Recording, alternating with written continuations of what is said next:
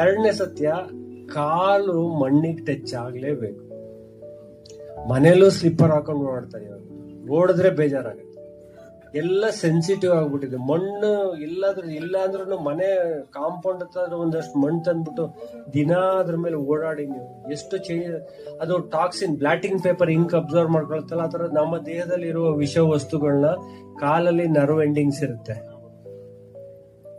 Call it is A root ಅಂತ ಹೇಳ್ತೀವಿ. ಎಲ್ಲಾ ಇಲ್ಲಿಂದ ಸ್ಟಾರ್ಟ್ ಆಗಿರೋ ನರ್ವ್ ಎಲ್ಲ ಕಾಲಲ್ಲಿ ಎಂಡ್ ಆಗುತ್ತೆ, ಪಾದದಲ್ಲಿ ಎಂಡ್ ಆಗುತ್ತೆ.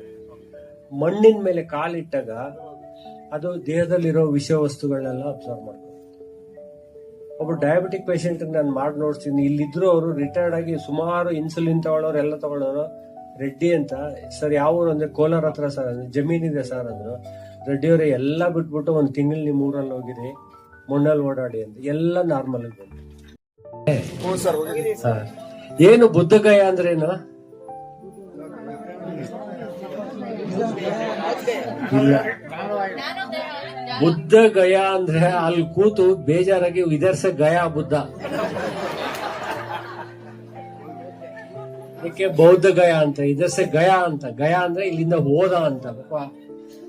ಅವರು ಇದ್ ನಾನಲ್ಲ, ಅಲ್ಲಿ ಗುರುಗಳ ಹತ್ರ ಮಾತಾಡಿ ತಿಳ್ಕೊಂಡಿದ್ ವಿಷಯ ಇದು. ಮೊನ್ನೆ ಯಾವಾಗ್ಲೂ ಹೋದಾಗ ಪಾಪ ಅವನು ಎಲ್ಲ ಟ್ರೈ ಮಾಡ್ದ, ಯಂತ್ರ ಮಂತ್ರ ತಂತ್ರ ಪೂಜೆ ಹೋಮ ಅವನ ಅಗ್ನಿಹೋತ್ರ ಎಲ್ಲ ಮಾಡ್ದ. ಎಲ್ಲಾದ್ರೂ ನಂಗೆ ಚೇಂಜ್ ಆಗತ್ತ ಮೈಂಡ್ ಅಂತ, ಯಾವ್ದ್ರಲ್ಲೂ ಸಿಕ್ಲಿಲ್ಲ. ಅದಕ್ಕೆ ಏನ್ ಮಾಡ, ಏನೋ ಬೇಡ ಅಂತ ಸುಮ್ಮನೆ ಕೂತ್ಕೊಳ್ಳೋಣ ಅಂತ ಸುಮ್ಮನೆ ಕೂತ್ಕೊಂಡು. ಬೆಸ್ಟ್ ಟ್ರೀಟ್ಮೆಂಟ್ ಈಸ್, ನೀವು ಯೋಗ ಮಾಡಿ ಏನಾರು ಮಾಡಿ ದಿನ 20 ನಿಮಿಷ ಸುಮ್ಮನೆ ಕೂತ್ಕೊಳ್ಳಿ ಸಾಕು. ನಿಶ್ಚಲವಾಗಿ ಏನ್ ಚೇಂಜಸ್ ಆಗತ್ತೆ ಗೊತ್ತಾ ಬಾಡಿಯಲ್ಲಿ. ನೀವು 1 hour 2 hour ಯೋಗ ಮಾಡ್ತಿರಲ್ಲ, ಆ ತರ ಚೇಂಜಸ್ ಆಗಿ ಫಸ್ಟ್ ಒಂದು 20 ನಿಮಿಷ ಹಳೆ ಗಡಿಯಾರದ ಪೆಂಡುಲಮ್ ತರ ಓಡಾಡ್ತಾ ಇರುತ್ತೆ. ಕೂತ್ಕೊಳ್ಳ ಎದ್ದೊಳ್ಳ, ಇವಾಗ ಟಿವಿ ಸೀರಿಯಲ್ ಬರುತ್ತೆ, ನಾನು ಹೆಂಡತಿ ಬರ್ತಾಳೆ, ಟೀ ಕುಡಿ ಎಲ್ಲ ಬಂದು ಹಾಗೆ ಆಮೇಲೆ ಒಂದು ಸಮಚಿತ್ತತೆಗೆ ಬರುತ್ತೆ. ಆವಾಗ ಬಾಡಿಯಲ್ಲಿ ಸ್ಟಾರ್ಟ್ಸ್ ರಿಪೇರಿಂಗ್ ಇಟ್ ಸೆಲ್ಫ್. ನಿದ್ರೆ ಯಾಕೆ ಮಾಡಿ ಅಂದ್ರೆ, ನಾವೆಲ್ಲ ನಿದ್ರೆ ಮಾಡೋದು ಎಷ್ಟೊತ್ತು?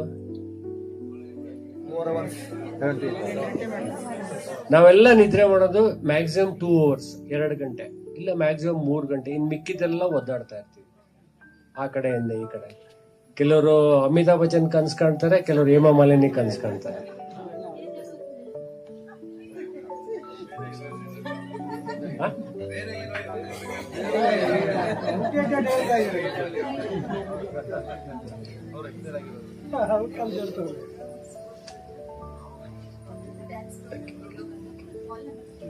ಸಂತೋಷ. ಸೊ ನಿದ್ರೆ ಇನ್ನೊಂದು ಒಂದು ಇದೆಲ್ಲ the coir bed, orthopedic bed ಇವೆಲ್ಲ ಇದೆಯಲ್ಲ, ಇವೆಲ್ಲ highly plastic and chemical content. ಇದರಿಂದ ಸುಮಾರು ಪ್ರಾಬ್ಲಮ್ ಜಾಸ್ತಿ ಆಗುತ್ತೆ. ಸೊ ಬೆಸ್ಟ್ ಅಂದ್ರೆ ಹತ್ತಿ ಹಾಸಿಗೆ ಎಲ್ಲ ಚಗರೆ ಹಾಸಿಗೆ, ಏನು ಬೇಡ, ನೆಲದ ಮೇಲೆ ಒಂದು ಬೆಡ್ಶೀಟ್ ಹಾಕ್ಬಿಟ್ಟು ಮಲ್ಕೊಂಡು ಸಾಕು. ಅಂದ್ರೆ ಅದಕ್ಕೆ ಎಲಿಜಿಬಿಲಿಟಿ ಇರ್ಬೇಕು. ಎಲಿಜಿಬಿಲಿಟಿ ಅಂದ್ರೆ ದೇಹ ದಂಡಿಸಿರ್ಬೇಕು. ಅದಕ್ಕೆ ಈಕ್ವಲ್ ಆದ ಮೆಡಿಸಿನೇ ಯಾವುದು ಇಲ್ಲ. ಇವೆರಡು ಕೈ 2 ಕಾಲು, 4 limbs is given to human being to work. Tata ಆದ್ರೂ ಅಷ್ಟೇ, ಬಿರ್ಲಾ ಆದ್ರೂ ಅಷ್ಟೇ, ಕೈಯಿಂದ ಕೆಲಸ ಮಾಡಿದ್ರೆ ಅನ್ನ ಊಟ ಮಾಡಿ. ನಂತರ ದುಡ್ಡಿದೆ ಅಂತ ಕೂತ್ಕೊಂಡ್ರೆ ಏನೂ ಆಗಲ್ಲ. You have to work hard. ಅದಕ್ಕೆ ಸಬ್ಸ್ಟಿಟ್ಯೂಟ್ ಇಲ್ಲ, ಆಲ್ಟರ್ನೇಟಿವ್. ಏನೋ ಒಂದು ಕೆಲಸ ಮಾಡಿ. ಕೆಲಸ ಇಲ್ಲ ಅಂತಂದ್ರೆ ಇದೆಲ್ಲ ಸ್ಟಾರ್ಟ್ ಆಗುತ್ತೆ, ಓಪನ್ ಆಗ್ಬಿಡುತ್ತೆ. Hard work. ವಾಕಿಂಗ್ ಮಾಡೋರು ವಾಕಿಂಗ್, ಬೆವ್ರು ಬರಬೇಕು. It is a nectar, it has to come out. ಅದ್ರ ಜೊತೆಗೆ ಬೇಕಾದಷ್ಟು ಕಶ್ಮಲಗಳು ಬರುತ್ತೆ. ಅದ್ ಬಂದೇ ನೆಮ್ಮದಿ ಬೇಕು, ಶಾಂತಿ ಬೇಕು, ಮೆಡಿಟೇಷನ್ ಮಾಡ್ತೀನಿ ಸಿಗಲ್ಲ. ಅದು ಸ್ವಲ್ಪ ಟೈಮಲ್ಲಿ ಇರುತ್ತೆ. ಬಟ್ ನೋಡಿ, ಸೌದೆ ಹೊಡೆಯೋರು, ರೋಡ್ ಸೈಡ್ ಅಲ್ಲಿ ಕೆಲಸ ಮಾಡೋರು, ಟಾರೆಲ್ಲ ಹಾಕ್ತಾರಲ್ಲ, ಆ ಬಿಸಿಲಲ್ಲಿ ಅಷ್ಟು ಕೆಲಸ ಮಾಡಿ ಎಲ್ಲ ಒಂದು ಕಲ್ಲನ್ನ ತಲೆ ಮೇಲೆ ಇಟ್ಕೊಂಡು ಹಿಂಗ್ ಮಲಗಿರ್ತಾನೆ. ನಮ್ಮಲ್ಲಿ ಡಾಕ್ಟರ್ ಆರ್ಥೋಪೆಡಿಕ್ ನೆಕ್ ಪೇನ್ ಅಂತಂದ್ರೆ 5,000 ರೂಪಾಯಿ ಪಿಲ್ಲೋ ಬಂದಿದೆ ತಗೊಳ್ಳಿ ಅಂತ ಹೇಳ್ತಾರೆ. ಅವ್ನು ಕಲ್ಲು ಇಟ್ಕೊಂಡು ನಿದ್ರೆ ಮಾಡ್ತಾನೆ, ಫಸ್ಟ್ ಕ್ಲಾಸ್ ಆಗಿ ನಿದ್ರೆ ಬರುತ್ತೆ. ಅವ್ನಿಗೆ ಯಾವ ನೆಕ್ ಪೇನು ಬರಲ್ಲ, ಸರ್ವಿಕಲ್ ಸ್ಪಾಂಡಿಲೈಟಿಸ್ ಬರಲ್ಲ, ಲಂಬಾರ್ ಸ್ಪಾಂಡಿಲೈಟಿಸ್ ಬರಲ್ಲ. ಅದಕ್ಕೆಲ್ಲ ಪಿಲ್ಲೋಗಳು ಇವಾಗ. ಕೆಲವರು ಫೋನ್ ಮಾಡಿ ಹೇಳ್ತಾರೆ, I started using sir, it cost about 4,000 rupees ಅಂತಾರೆ. ಯಾಕಮ್ಮ ಕೊಟ್ರಿ ಅಂತ. ಹಾರ್ಡ್ ವರ್ಕ್ ಹೇಳ್ತಾ ಇದ್ರಲ್ಲ, ಇದ್ರಲ್ಲಿ ಒಂದೇ ಒಂದು ಇವಾಗ ಏನ್ ನೋಡಿ, 100 patient ನ ಇದು ಪೆಥಾಲಜಿಕಲ್ ಇನ್ವೆಸ್ಟಿಗೇಷನ್ ಕಳಿಸಿದ್ರೆ 90 ಜನಕ್ಕೆ B12 D3 ಡೆಫಿಷಿಯನ್ಸಿ. ಹೋಗಿ ತಕ್ಷಣ ಬರ್ಕೊಡ್ತಾರೆ D3 ಸಪ್ಲಿಮೆಂಟ್ ತಗೋಬೇಕು, B12 ಇಂಜೆಕ್ಷನ್ ತಗೋಬೇಕು. Main reason is at least daily 2 to 3 hours you have to expose to the sunlight. ಬಿಸಿಲು ಬೇಕೇ ಬೇಕು. ಬಿಸಿಲು ಇಲ್ಲ ಅಂತಂದ್ರೆ ನೀವೇನೇ ಕ್ಯಾಲ್ಸಿಯಂ ತಗೊಳ್ಳಿ, ಕ್ಯಾಲ್ಸಿಯಂ ಸಪ್ಲಿಮೆಂಟ್, ಕ್ಯಾಲ್ಸಿಯಂ ಸ್ಯಾಂಡೋಸ್ ಅವು ಎಲ್ಲ ಕೊಡ್ತಾರೆ. ಮಂಡಿ ನೋವು ಅಂತ ಹೋಗಿದ ತಕ್ಷಣ ಆಸ್ಟಿಯೋ ಆರ್ಥರೈಟಿಸ್ ಅಂತೀವಿ. ಎಲ್ಲಿವರೆಗೆ ನಮ್ಮ ದೇಹದಲ್ಲಿ ಬಿಸಿಲು ಬೀಳಲ್ಲ, ಕ್ಯಾಲ್ಸಿಯಂ ಆಗಿ ಕನ್ವರ್ಟ್ ಆಗಲ್ಲ. ಒಂದ್ಸತಿ ಅದು ಇಂಬ್ಯಾಲೆನ್ಸ್ ಆದಾಗ ಆಟೋಮೆಟಿಕಲಿ ನೆಕ್ಸ್ಟ್ ಥೈರಾಯ್ಡ್ ಪ್ರಾಬ್ಲಮ್ ಬರುತ್ತೆ. ಥೈರಾಯ್ಡ್ ಪ್ರಾಬ್ಲಮ್ ಬಂದ್ಮೇಲೆ ಕ್ಯಾಲ್ಸಿಯಂ ನೀವೇನೇ ದಿನ ಕ್ಯಾರೆಟ್ ತಿನ್ನಿ, ಹಾಲು ಕುಡೀರಿ, ಉಪಯೋಗ ಆಗಲ್ಲ. ಬಿಸಿಲಿಗೆ ಯಾರು ಹೋಗಲ್ಲ, ಕಪ್ಪಗಾಗ್ಬಿಡ್ತೀವಿ ಅಂತ. ಅದಕ್ಕೊಂದು ಫೇರ್ ಅಂಡ್ ಲವ್ಲಿ ಅಂತ ಕಂಡುಹಿಡಿದಿದ್ದಾರೆ. ನಾವು ಫ್ರೀಯಾಗಿ ಒಂದು 500 kg ಫೇರ್ ಅಂಡ್ ಲವ್ಲಿ ಎಮ್ಮೆಗೆ ಉಜ್ಜಿದ್ರೆ ಬೆಳಗಾಗತ್ತಾ?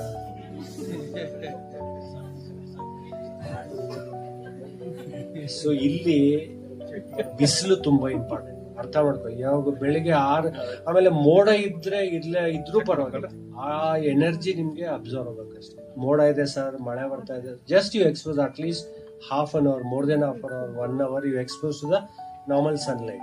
ಮಧ್ಯಾಹ್ನ 3 ಗಂಟೆವರೆಗೂ ಪರವಾಗಿಲ್ಲ. ಆಮೇಲೇನೋ ಅಲ್ಟ್ರಾ ವೈಲೆಟ್ ರಸ್ ಅವೆಲ್ಲ ಗೊತ್ತಿಲ್ಲ, ಬಿಸಿಲ್ಗೆ ಎಕ್ಸ್ಪೋಸ್ ಆಗ್ಬೇಕು. ಇದು ಒಂದ್ ಸತ್ಯ. ಎರಡನೇ ಸತ್ಯ, ಕಾಲು ಮಣ್ಣಿಗೆ ಟಚ್ ಆಗ್ಲೇಬೇಕು. ಮನೇಲೂ ಸ್ಲಿಪ್ಪರ್ ಹಾಕೊಂಡು ಓಡಾಡ್ತಾರೆ. ಇವಾಗ ಓಡಿದ್ರೆ ಬೇಜಾರಾಗುತ್ತೆ. ಎಲ್ಲ ಸೆನ್ಸಿಟಿವ್ ಆಗ್ಬಿಟ್ಟಿದೆ. ಮಣ್ಣು ಇಲ್ಲ ಅಂದ್ರೂ ಮನೆ ಕಾಂಪೌಂಡ್ ಹತ್ರ ಒಂದಷ್ಟು ಮಣ್ಣು ತಂದ್ಬಿಟ್ಟು ದಿನ ಅದ್ರ ಮೇಲೆ ಓಡಾಡಿ ನೀವು ಎಷ್ಟು ಚೇಂಜ್. ಅದು toxin, blotting paper ink absorb ಮಾಡ್ಕೊಳ್ತಲ್ಲ, ಆ ತರ ನಮ್ಮ ದೇಹದಲ್ಲಿ ಇರುವ ವಿಷ ವಸ್ತುಗಳನ್ನ ಕಾಲಲ್ಲಿ ನರ್ವ್ ಎಂಡಿಂಗ್ಸ್ ಇರುತ್ತೆ. ಕಾಲು ಇಟ್ ಈಸ್ ಎ ರೂಟ್ ಅಂತ ಹೇಳ್ತೀವಿ. ಎಲ್ಲ ಇಲ್ಲಿಂದ ಸ್ಟಾರ್ಟ್ ಆಗಿರೋ ನರ್ವ್ ಎಲ್ಲ ಕಾಲಲ್ಲಿ ಎಂಡ್ ಆಗತ್ತೆ, ಪಾದದಲ್ಲಿ ಎಂಡ್ ಆಗತ್ತೆ. ಮಣ್ಣಿನ ಮೇಲೆ ಕಾಲಿಟ್ಟಾಗ ಅದು ದೇಹದಲ್ಲಿರೋ ವಿಷ ವಸ್ತುಗಳನ್ನೆಲ್ಲ ಅಬ್ಸರ್ವ್ ಮಾಡ್ಕೊಳ್ಳುತ್ತೆ. ಒಬ್ಬ ಡಯಾಬಿಟಿಕ್ ಪೇಷಂಟ್ ನಾನು ಮಾಡಿ ನೋಡ್ತೀನಿ. ಇಲ್ಲಿದ್ರು ಅವರು ರಿಟೈರ್ಡ್ ಆಗಿ ಸುಮಾರು ಇನ್ಸುಲಿನ್ ತಗೊಳ್ಳೋರು, ಎಲ್ಲ ತಗೊಳ್ಳೋರು. ರೆಡ್ಡಿ ಅಂತ, ಸರ್ ಯಾವ ಊರು ಅಂದ್ರೆ ಕೋಲಾರ ಹತ್ರ ಸರ್, ಜಮೀನಿದೆ ಸರ್ ಅಂದ್ರು. ರೆಡ್ಡಿಯವರೇ ಎಲ್ಲ ಬಿಟ್ಬಿಟ್ಟು 1 ತಿಂಗಳು ನಿಮ್ಮ ಊರಲ್ಲಿ ಹೋಗಿರಿ, ಮಣ್ಣಲ್ಲಿ ಓಡಾಡಿ ಅಂತ. ಎಲ್ಲ ನಾರ್ಮಲ್ ಆಗಿ ಬಂದು ಮೆಡಿಸಿನ್ ತಗೋದ್ರೆ ಆಪರೇಷನ್ ಬೇರೆ. ಮಣ್ಣನ್ನ ಮದರ್ ಅಂತೀವಿ, ಮದರ್ ಅರ್ತ್ ಅಂತೀವಿ. ಅದ್ರ ಕಾಂಟ್ಯಾಕ್ಟ್ ದಿನ ಹೋಗ್ತದೆ, ಬಾಡಿ ವೀಕ್ ಆಗ್ತದೆ. ಫ್ಲಾಟ್ ಗಳಲ್ಲಿ ಜೀವನ ಮಾಡ್ತಾ ಇದೀವಿ, ಮನೆಯಲ್ಲೂ ಚಪ್ಪಲಿ ಹಾಕೊಂಡು ಓಡಾಡ್ತಾ ಇದೀವಿ. It is become sensitive day by day. Nature ಇಂದ ಭೂಮಿ ತಾಯಿ, ಭೂಮಿ ಸತ್ವ ಸಿಗ್ತಾನೆ ಇಲ್ಲ. ಪ್ರಕೃತಿ ಚಿಕಿತ್ಸೆಯಲ್ಲಿ ಮಡ್ಬಾತ್ ಅಂತ ಮಾಡಿಸ್ತೀವಿ, ಕೇಳಿದಿರಾ? ಮೈಗೈಗೆಲ್ಲ ಮಣ್ಣು ಸುಟ್ಟಿದ್ದೇನೆ. ಅಟ್ಲೀಸ್ಟ್ ಬರಿಗಾಲಲ್ಲಿ ನಡೆದ್ರು ಸಾಕು. ಅದ್ರ ಕಂಪ್ಲೇಂಟ್ ನೆಕ್ಸ್ಟ್ ಕೆಲ್ಕೇನಿಯಲ್ ಸ್ಪರ್, ಇಂಬಡಿ ಮೂಳೆ ಎಷ್ಟು ಉದ್ದಕ್ಕೆ ಸ್ವಲ್ಪ ಈ ಬಿದಿರಿನ ಸಿದಿರ್ ಬಂದಂಗೆ ಬರುತ್ತೆ. ಅದು ಯಾರು ಸ್ವಲ್ಪ ತೂಕ ಜಾಸ್ತಿ ಇದಾರೆ, ಇಲ್ಲ ಯೂರಿಕ್ ಆಸಿಡ್ ಇರೋರು, ಕ್ಯಾಲ್ಸಿಯಂ ಡೆಫಿಷಿಯನ್ಸಿ ಇರೋರಿಗೆ ಆ ಪ್ರಾಬ್ಲಮ್ ಬರುತ್ತೆ. ಸುಮಾರು ಜನ ಹೇಳ್ತಾರೆ ಮಂಚದಿಂದ ಕೆಳಗೆ ಕಾಲಿಡುವಾಗ ಇಂಬಡಿ ನೋವುತ್ತೆ. ಅದಕ್ಕೆ ಟ್ರೀಟ್ಮೆಂಟ್ ಡಾಕ್ಟರ್ ಹತ್ರ ಹೋಗ್ತೀರಾ. ಹೋಗಿದ ತಕ್ಷಣ ಫಸ್ಟ್ ಈಗಿನ ಪ್ರೆಸೆಂಟ್ ಸಿಚುವೇಶನ್ ಅಲ್ಲಿ ಪೇಷಂಟ್ ಡಾಕ್ಟರ್ ನಿಮ್ ಕಾಯಿಲೆ ಕೇಳಲ್ಲ, ನಿಮ್ ಜೋಬ್ ನೋಡ್ತಾರೆ, ಚಿನ್ನ ಎಷ್ಟು ಹಾಕಿದಾರೆ ನೋಡ್ತಾರೆ, ನಿಮ್ಗೆ ಇನ್ಶೂರೆನ್ಸ್ ಇದೆ ನೋಡ್ತಾರೆ. ನೋಡಿದ ತಕ್ಷಣ ಬರೀತಾನೆ ಗೋ ಫಾರ್ ಅನ್ ಎಕ್ಸ್ರೇ ಅಂತ. ನೀವು ಹೋಗಿ ಇಮ್ಡಿ ಎಕ್ಸ್ರೇ ತೆಗೆಸ್ಕೊಂಡ್ಬಿಡ್ತೀರಾ. 1 ವಾರಕ್ಕೆ ಮೆಡಿಸಿನ್ ಕೊಡ್ತಾನೆ. ನೆಕ್ಸ್ಟ್ ವೀಕ್ ಹೋಗ್ತೀರಾ, ಸರ್ ಒಂದು 10% ಕಮ್ಮಿ ಆಗಿದೆ, ತಿರ್ಗಾ ಹಂಗೆ ಇದೆ ಅಂದಾಗ ಒಂದು ಸ್ಕ್ಯಾನಿಂಗ್ ಮಾಡ್ಸೋಣ ಅಂತ. ಇವಾಗ ಕೇಪಬಲ್, ಜೋರಾಗಿದೆ, ದುಡ್ಡು ತೋರ್ಸ್ಕೊತೀರಾ, ಸರ್ ಎಷ್ಟಾದ್ರೂ ಆಗ್ಲಿ ಮೆಡಿಸಿನ್ ಕೊಡಿ ಅಂತ. ಸ್ಕ್ಯಾನಿಂಗ್ ಒಂದು 3,500 ರೂಪಾಯಿನ 4,000 ರೂಪಾಯಿ. ಅದು ಬರೀದ ತಕ್ಷಣ ಅವನಿಗೆ 40% ಕಮಿಷನ್ ಅಲ್ಲೇ ಕೊಡ್ತಾರೆ. ಆಮೇಲೆ ಒಂದು ಫಿಸಿಯೋಥೆರಪಿ ಮಾಡಿ ಅಂತಂತಾರೆ. ಫಿಸಿಯೋಥೆರಪಿ ಅಂದ್ರೆ ಅಲ್ಟ್ರಾಸೌಂಡ್ ಅಂತ. 1 ಸೆಷನ್ಗೆ 1,000 ರೂಪಾಯಿ, 10 ಸೆಷನ್ಗೆ 10,000 ರೂಪಾಯಿ. ಒಂದು ಜೆಲ್ ಹಾಕ್ಬಿಟ್ಟು ಸುಮ್ನೆ ಒಂದು ಬಿಸಿ ಹಿಂಗ್ ಮಾಡ್ತಾರದು ಹಿಂಡಿಗೆ. ಅವಾಗ ಒಂದು ಸ್ವಲ್ಪ ಪೇನ್ ಕಮ್ಮಿ ಆಗುತ್ತೆ, ದುಡ್ಡು ಕಮ್ಮಿ ಆಗಿರುತ್ತೆ. ಅದಕ್ಕೂ ಆಗಿಲ್ಲ ಅಂದ್ರೆ ಇವ್ರ ಹಣೆ ಯಾಕೋ ಪೇಷಂಟ್ ಸೈಕಿಕ್ ಪೇಷಂಟ್ ಏನ್ ಮಾಡ್ತಾರೆ, ಒಂದು ಸ್ಟಿರಾಯ್ಡ್ ಇಂಜೆಕ್ಷನ್ ಅಲ್ಲಿ ಚುಚ್ಚಿಬಿಟ್ರೆ ಮ್ಯಾಜಿಕ್ 6 ತಿಂಗಳು ಪೇನೆ ಬರಲ್ಲ. ಒಂದೇ ಇಂಜೆಕ್ಷನ್ 6 ತಿಂಗಳಾದ್ಮೇಲೆ ಡಬಲ್ ಬರುತ್ತೆ. ಅಷ್ಟ್ರೊಳಗೆ ನೋಡ್ಕೊಳ್ಳೋಣ ಪೇಷಂಟ್ ಅಂತ. ಅದಕ್ಕೆ ಬೆಸ್ಟ್ ಟ್ರೀಟ್ಮೆಂಟ್ ನಾವು ಹೇಳ್ತೀವಿ ಕ್ಲಿನಿಕ್ ಅಲ್ಲಿ, ಅಮ್ಮ ಬೆಳಗ್ಗೆ ಕೂತ್ಕೊಳ್ತಿರಲ್ಲ, ಒಂದ್ 2-3 ಸತಿ ಇಂಬಡಿನ ಹಿಂಗ್ ಬಡೀರಿ, ಹಿಂಗ್ ಮಾಡಿ ಸ್ಲೋ ಆಗಿ. ಅದು ಆ ಮೂಳೆ ಇದೆಯಲ್ಲ ಹೀಲಲ್ಲಿ ಇರೋದು ಸಾಫ್ಟ್ ಬೋನ್ ಅಂತೀವಿ, ಕಿವಿಯಲ್ಲಿ ಬೋನ್ ಇರುತ್ತಲ್ಲ ಆ ತರದ ಬೋನ್. ಅದು ಹಳೆ ಕಾಲ ಚಪ್ಪಲಿಯಲ್ಲಿ ಮಳೆ ಮೇಲ್ ಬಂದ್ರೆ ಚಪ್ಪಲಿ ಹೊಲಿಯೋನ್ ಏನ್ ಮಾಡ್ತಿದ್ದ, ಸುತ್ತಿಗೆ ತಗೊಂಡು ಎರಡೆರಡು ಹೊಡಿತಿದ್ದ, ಮಳೆ ಒಳಗಡೆ ಹೊರಟೋಗೋದು ಅಲ್ವಾ. ಅದೇ ಟೆಕ್ನಿಕ್ ಇವ್ರಿಗೆ ಹೇಳ್ಕೊಟ್ರೆ, ಏನ್ ಸರ್ ಏನೋ ಔಷಧಿನೇ ಕೊಡಲ್ಲ, ಎಕ್ಸ್ರೇ ಬರ್ದಿಲ್ಲ, ಹಿಂಗ್ ಹೊಡೀರಿ ಅಂತ ಹೇಳ್ತೀರಾ, ಏನ್ ಮಾಡೋದು ಇದಕ್ಕೆ? ಜನದ ಮೆಂಟಾಲಿಟಿ ಈ ತರ ಆಗಿದೆ. ಎಲ್ಲದಕ್ಕೂ ಔಷಧಿ ಒಂದೇ ಕಾರಣ ಅಲ್ಲ, ಔಷಧಿ ಬೇಕು. ಎಸ್, ಅಲೋಪತಿ ಇವತ್ತಿನ ಸ್ಥಿತಿಯಲ್ಲಿ ಎಮರ್ಜೆನ್ಸಿಗೆ ಅದಕ್ಕೆ ಈಕ್ವಲೆಂಟ್ ಆಗಿ ಆಯುರ್ವೇದ ಬೆಳೆದಿಲ್ಲ. ಯಾವುದೇ ಆಯುರ್ವೇದಿಕ್ ಡಾಕ್ಟರ್ ತಂದೆ ತಾಯಿಗೆ ಹಾರ್ಟ್ ಪ್ರಾಬ್ಲಮ್ ಬಂದ್ರೆ ಅವ್ರೂ ಅಲೋಪತಿ ಹಾಸ್ಪಿಟಲ್ಗೆ ಹೋಗ್ಬೇಕು ಅಲ್ವಾ. ಅಲೋಪತಿಯಲ್ಲಿ ಒಬ್ರು ಡಾಕ್ಟರ್ ಹೇಳ್ತಾ ಇದ್ರು, ಹೆಗ್ಡೆ ಅವರು ಹೇಳಿದ್ದಾರೆ, ECG ಎಲ್ಲ ಮಾಡಿ 2D ಎಕೋ ಅಂತ ಮಾಡಿ TMT ಅಂತ ಒಂದ್ ಮಾಡ್ತೀವಿ, ಕೇಳಿದಿರಾ? ಟ್ರೆಡ್ಮಿಲ್ ಟೆಸ್ಟ್ ಅಂತ. ಆ ವ್ಯಕ್ತಿ ಜೀವನದಲ್ಲೇ ಓಡಿರಲ್ಲ, ಟ್ರೆಡ್ಮಿಲ್ ಮಿಷಿನ್ ಇಟ್ಕೊಂಡು ಜೋರಾಗಿ ಓಡಿಸ್ಬಿಟ್ಟು ಹಾರ್ಟ್ ಬೀಟ್ ಜಾಸ್ತಿ ಇದಾರೆ ಅಂತ ಹೇಳ್ಬಿಡ್ತಾರೆ, ಪಾಸಿಟಿವ್ TMT ಅಂತ. ಅಲ್ಲಿ ಓಡಿರೋದ್ರಿಂದ ಬೀಟ್ ಜಾಸ್ತಿ ಆಗಿದೆ ಅಲ್ವಾ. ಒಂದ್ಸತಿ TMT ಪಾಸಿಟಿವ್ ಅಂತ ಬರೆದ್ರೆ ಇವರೇ ಪಕ್ಕ ಹಾರ್ಟ್ ಪೇಷಂಟ್ ಅಂತ. ನಾವ್ ಅವ್ರು ಕೇಳ್ತೀವಿ, ಸರ್ ಅವ್ರು ಓಡೇ ಇಲ್ಲ ಸರ್, ನೀವು ಓಡಿಸ್ತಿರಲ್ಲ ಅಂತಂದ್ರೆ ಏನ್ ಮಾಡೋದು, ಟೆಸ್ಟ್ ಇರೋದೇ ಹಂಗೆ. ನಾ ಹಿಂದೆ ಒಬ್ರು ಡಾಕ್ಟರ್ ಹಾಸ್ಪಿಟಲ್ ಇದ್ರು, ಅವರು 4 ಕೋಟಿಗೆನ ಆರ್ಥೋಸ್ಕೋಪಿ ಅಂತ ಒಂದು ಎಕ್ವಿಪ್ಮೆಂಟ್ ತಗೊಂಡ್ಬಂದಿದ್ರು, ಆರ್ಥೋಸ್ಕೋಪಿ ಅಂತ. ಅದು ಇವಾಗ ಒಂದು 10 ವರ್ಷದಿಂದ ಔಟ್ಡೇಟೆಡ್, ಅದು ಉಪಯೋಗಿಸೋದೇ ಇಲ್ಲ ಇವಾಗ ಯಾರನ್ನು. ಬಟ್ ಹಾಸ್ಪಿಟಲ್ ಮ್ಯಾನೇಜ್ಮೆಂಟ್ ಏನ್ ಮಾಡಿದ್ರೆ, 4 ಕೋಟಿ ಇನ್ವೆಸ್ಟ್ಮೆಂಟ್ ಮಾಡಿ ಆ ಮಿಷಿನ್ ತರಿಸಿದ್ರಲ್ಲ, ಮಂಡಿನ ಅಂತ ಬಂದವ್ರಿಗೆಲ್ಲ ಇದನ್ನ ಟೆಸ್ಟ್ ಮಾಡಿ ಅಂತ. ಅವ್ರಿಗೆ ದುಡ್ಡು ಬರ್ಬೇಕು. ಈ ತರ ನಡೀತಾ ಇದೆ ಕಮರ್ಷಿಯಲ್. ಯಾಕಂದ್ರೆ 2 ಕೋಟಿ 3 ಕೋಟಿ ಕೊಟ್ಟು ಮೆಡಿಕಲ್ ಸೀಟ್ ತಗೊಳ್ತೀನಿ, ನಾನು ಸ್ಟ್ಯಾಂಡರ್ಡ್ ಮೇಂಟೈನ್ ಮಾಡ್ಬೇಕಾದ್ರೆ ನಂಗೊಂದು ಒಳ್ಳೆ ಕಾರ್ ಬೇಕು, ಅಷ್ಟು ದುಡ್ಡು ಬರ್ಬೇಕು. ಅದಕ್ಕೆ ಹಾಸ್ಪಿಟಲ್ ಪ್ರತಿ week first day Monday they'll give instruction to the doctor. ಏನಪ್ಪಾ ಅಂದ್ರೆ, ಎಷ್ಟು ಜನ ಜಾಸ್ತಿ ಸರ್ಜರಿಗೆ ಬರೀತೀರಿ ಅಷ್ಟು ಅವ್ರಿಗೆ ಎಕ್ಸ್ಟ್ರಾ ಮನಿ ಕೊಡ್ತೀವಿ, ಕಮಿಷನ್ ಕೊಡ್ತೀವಿ. ಅದು ಪಾಪ ಅವನು ಒಳ್ಳೆ ಏನು ಮಾಡಕ್ಕಾಗಲ್ಲ, ನಿಮ್ಗೊಂದು ಆಪರೇಷನ್ ಮಾಡಿದ್ರೆ ಅವ್ನಿಗೆ ದುಡ್ಡು ಬರುತ್ತೆ. ಅದ್ ಬೇಕಾ ಬೇಡವಾ ಗೊತ್ತಿಲ್ಲ, ಬಂದಿದ್ದಾನೆ ಕುಯ್ದಾಗ ನೋಡು ದುಡ್ಡಿದೆ ಸರ್, ಇನ್ಶೂರೆನ್ಸ್ ಇದೆ, ಅವ್ರ ಮನೆಯವರೆಲ್ಲ ಚಿನ್ನಾಗಿನ ಹಾಕೊಂಡು ಜೋರಾಗಿದ್ದಾರೆ ಅಂತ. ನಾವು ಒಂದು ಟೆಸ್ಟ್ ಮಾಡಿದ್ವಿ, ಯಾರೋ ಯಾವ್ದೋ ಒಂದು ಕ್ರಿಯೇಟ್ನೈನ್ ಜಾಸ್ತಿ ಆಗಿತ್ತು, ICU ಅಡ್ಮಿಟ್ ಮಾಡಿದ್ರು, ಕ್ರಿಯೇಟ್ನೈನ್ ಜಾಸ್ತಿ ಇದೆ ಸರ್, ಇಮಿಡಿಯೇಟ್ ಆಗಿ ಕಿಡ್ನಿ ಟ್ರಾನ್ಸ್ಪ್ಲಾಂಟ್ ಮಾಡಬೇಕು, ಡಯಾಲಿಸಿಸ್ ಮಾಡಬೇಕು ಸರ್ ಅಂತ. ಡಿಸ್ಚಾರ್ಜ್ ಮಾಡ್ತೀವಿ, ಇಲ್ಲ ಡಿಸ್ಚಾರ್ಜ್ ಮಾಡಕ್ಕಲ್ಲ ಸರ್, ತುಂಬಾ ಸೀರಿಯಸ್ ಕಂಡೀಷನ್. ಆಮೇಲೆ ಏನ್ ಮಾಡ್ರಿ, ಡ್ಯೂಟಿ ಡಾಕ್ಟರ್ ಹತ್ರ ಹೋಗ್ಬಿಟ್ಟು, ಅವರು ತೀರಾ ಬಡವರಪ್ಪ, ಊಟಕ್ಕೆ ಗತಿ ಇಲ್ಲ, ಎಮರ್ಜೆನ್ಸಿ ಅಂತ ತಂದು ಸೇರಿಸಿದೀನಿ, ಹಿಂಗ್ ಮಾಡಿದ್ರೆ ಹೆಂಗೆ ಅಂದ್ರೆ, ಹಂಗ ಸರ್ ಈ ಮೆಡಿಸಿನ್ ತಗೊಳ್ಳಿ ಬಿಡಿ ಸರಿ ಹೋಗುತ್ತೆ. ಇದೊಂದ್ 2-3 ತಿಂಗಳಿಂದ ನಡೆದಿತ್ತು. ಅದೇಂಗ್ ಸರಿ ಹೋಗ್ಬಿಡುತ್ತೆ? ಹಾಸ್ಪಿಟ್ಲ್ಗೆ ಮಾತ್ರ ದಯವಿಟ್ಟು ಯಾವುದೇ ಒಂದು ಕಾಂಟ್ಯಾಕ್ಟ್ ಇಲ್ಲದೆ ಹೊಸ ಡಾಕ್ಟರ್ ಹತ್ರ ನಿಮ್ ರಿಲೇಟಿವ್ ಪರಿಚಯದವರು ಹಾಸ್ಪಿಟಲ್ನವ್ರು ಅವ್ರಿಗೆ ಪರಿಚಯ ಇರ್ಬೇಕು, ಅಂತವ್ರ ಹತ್ರ ಹೋಗಿ. ಯಾಕಂದ್ರೆ ಆ ತರ ಬಂದಾಗ ಕೊಡೋ ಟ್ರೀಟ್ಮೆಂಟೇ ಬೇರೆ, ನೀವು ಫ್ರೆಶ್ ಆಗಿ ಹೋದ್ರೆ ಕೊಡೋ ಟ್ರೀಟ್ಮೆಂಟ್. ಯಾಕಂದ್ರೆ ನಾನು ಅಲೋಪತಿ ಹಾಸ್ಪಿಟಲ್ಗೆ ಕನ್ಸಲ್ಟೆಂಟ್ ಆಗಿ ಸ್ವಲ್ಪ ದಿನ ಹೋಗ್ತಾ ಇದ್ದೆ, ಒಂದು 10 ವರ್ಷ ಆಯ್ತು. ಅಲ್ಲಿ ನನ್ನ ಪಕ್ಕ ಎಲ್ಲ ಕೂತ್ಕೊಳ್ಳೋರು, ಒಬ್ರು ENT ಡಾಕ್ಟರ್ ಕೂತ್ಕೊಳ್ಳೋರು. ಅವರು ENT ಅಲ್ಲಿ tonsillectomy is a bread and butter of ENT doctor ಅಂತಾರೆ. ಹೋದವ್ರಿಗೆಲ್ಲ ಗಂಟ್ಲು ಅಂದ್ರೆ ಟಾನ್ಸಿಲ್ಸ್ ಕಿತ್ತಾಕ್ಬಿಡಿ ಬೇಡ ಅಂತಂತ, ಅದರಿಂದ ಅವ್ರಿಗೆ ಒಳ್ಳೆ ದುಡ್ಡು ಬರುತ್ತೆ. ಅದೇ ಒಂದ್ಸತ್ ಅವ್ರ ಮಗಳು 12-13 ವರ್ಷದೊಳಗೆ ಗಂಟ್ಲು ನೋವು ಬಂದ್ಬಿಡ್ತು, ನನ್ನ ಹತ್ರ ಬಂದ್ಕೆ, ಸರ್ ಏನಾದ್ರು ಮೆಡಿಸಿನ್ ಇದ್ರೆ ಹೇಳಿ ಅಂತಂದ. ನನಗೂ ಅವನ ಮೇಲೆ ಕಾಯ್ತಾ ಇದ್ದೆ, ಸುಣ್ಣ ಬೆಲ್ಲ 2 ಹಚ್ಬಿಟ್ಟು ಸರಿ ಹೋಗುತ್ತೆ, ತುಂಬೆ ಸೊಪ್ಪು ಎಲ್ಲ ಹಚ್ಬಿಟ್ಟು ಸರಿ ಹೋಗುತ್ತೆ. ಹೆಂಗೆ ಸರ್ ಅಂದ್ರೆ, ನೀನ್ ಮಾಡ ಮರ ಅಂತ ಹೇಳಿದ್ರೆ 3 ದಿನಕ್ಕೆ ಇನ್ಫ್ಲಮೇಷನ್ ಎಲ್ಲ ಕಮ್ಮಿ ಆಗುತ್ತೆ. ತುಂಬೆ ಸೊಪ್ಪು, ಬೆಲ್ಲ, ಸುಣ್ಣ ಪೇಸ್ಟ್ ಮಾಡಿ ಎಲ್ಲ ಬೇರೆಯವ್ರು ಬಂದ್ರೆ ಇಲ್ಲ ಟಾನ್ಸಿಲ್ ಇದು, ಆಮೇಲೆ ಅದಾಗತ್ತೆ ಇದಾಗತ್ತೆ, ಅದೇನು ಉಪಯೋಗನೇ ಇಲ್ಲ, ಟಾನ್ಸಿಲ್ ಕಿತ್ತಾಕ್ಬಿಡಿ ಅಂತ ಹೇಳ್ತಾರೆ. ಈ ಟಾನ್ಸಿಲ್ ಅನ್ನೋದು ಏನ್ ಗೊತ್ತಾ, ಗೂರ್ಖಾ ಇದ್ದಂಗೆ, ಗೇಟ್ ಕೀಪರ್ ಇದ್ದಂಗೆ, ಇಲ್ಲೊಂದು ಸ್ಮಾಲ್ ಟೆನ್ನಿಸ್ ಬಾಲ್ ತರ ದೇವ್ರು ಕೊಟ್ಟಿದ್ದಾನೆ. ಊಟ ತಿಂಡಿ ಮಾಡೋವಾಗ ಏನಾದ್ರು ಕಶ್ಮಲಗಳು ಹೋಗ್ದಾರ್ಲಿ ಅಂತಂಟು ಇದು ಸ್ಪಾಂಜ್ ತರ ಅದನ್ನ ಹಿಡಿದಿಟ್ಕೊಳ್ಳುತ್ತೆ, ಗೇಟ್ ಕೀಪರ್ ತರ. ಅದನ್ನೇ ಕಿತ್ತಾಕ್ಬಿಟ್ರೆ ತಿನ್ನಿದೆಲ್ಲ ಡೈರೆಕ್ಟ್ ಆಗಿ ಟಾಕ್ಸಿನ್ ಒಳಗಡೆ ಹೋಗುತ್ತೆ. ಈಗ ಓದ ಮಕ್ಳು ಸುಮಾರು ಮಕ್ಳಿಗೆ ನೋಡ್ತೀನಿ ಟಾನ್ಸಿಲೆಕ್ಟಮಿ ಆಗಿದೆ. ನೆಕ್ಸ್ಟ್ ಇದ್ ಕಿತ್ತಾಕದ್ಮೇಲೆ ಫೆರೆಂಜೈಟಿಸ್ ಅಂತ ಆಗತ್ತೆ, ಇಲ್ಲಿ ನೋವು ಬರಕ್ ಸ್ಟಾರ್ಟ್ ಆಗುತ್ತೆ, ಆಮೇಲೆ ನೆರೆಂಜೈಟಿಸ್ ಸ್ಟಾರ್ಟ್ ಆಗುತ್ತೆ. ಇದೊಂದು ದೊಡ್ಡ ಕತೆ ಇದು. ಈ ತರ ಮೆಡಿಸಿನ್ ಮಾಡ್ತಾ ಇದ್ದಾರೆ. ನೀವೆಲ್ಲ ಯೋಗ ಮಾಡೋರು ದಯವಿಟ್ಟು ಈ ತರ ವಿಷಯಗಳನ್ನ ಇದು ಯಾವುದೇ ಪುಸ್ತಕದಲ್ಲಿ ಇಲ್ಲ. ಆಮೇಲೆ I am not against to any system of the medicine. ಇವಾಗ ಆಯುರ್ವೇದನು ತೀರಾ ಮೋಸ ಆಗ್ಬಿಟ್ಟಿದೆ, ಸಿಕ್ಕಾಪಟ್ಟೆ ಕಾಸ್ಟ್ಲಿ ಮೆಡಿಸನ್. ಅದು ಎಷ್ಟು ಒರಿಜಿನಲ್ ಆಗಿ ಗೊತ್ತಿಲ್ಲ. ಓದೋರ್ಗೆಲ್ಲ ಪಂಚಕರ್ಮ ಮಾಡಿ, ನಸ ಚಿಕಿತ್ಸೆ ಮಾಡಿ, ಶಿರೋಧಾರ ಮಾಡಿ, ಅದು ಮಾಡಿ ಇದ್ ಮಾಡಿ ಅಂತಾರಂತೂ ಅವರು ಯಾರೋ ಇದ್ರ ಬಗ್ಗೆ ಮಾಡ್ತಾ ಇಲ್ಲ. ಆಮೇಲೆ ಮೆಡಿಸಿನ್ ಎಲ್ಲ ನಮ್ಮಂಗಿಲ್ಲ, ಯಾಕಂದ್ರೆ ಮೆಟಲ್ಸ್ ಎಲ್ಲ ಯೂಸ್ ಮಾಡ್ತಾರೆ, ಅದರಿಂದ ಕಿಡ್ನಿ ಹೋಗುತ್ತೆ. ಮೂರನೇ ವಿಷಯ ಎಲ್ಲರಿಗೂ ತಲುಪಿಸ್ಬೇಕಾಗಿದ್ದು the hazardness of drinking RO water ಅಂತ.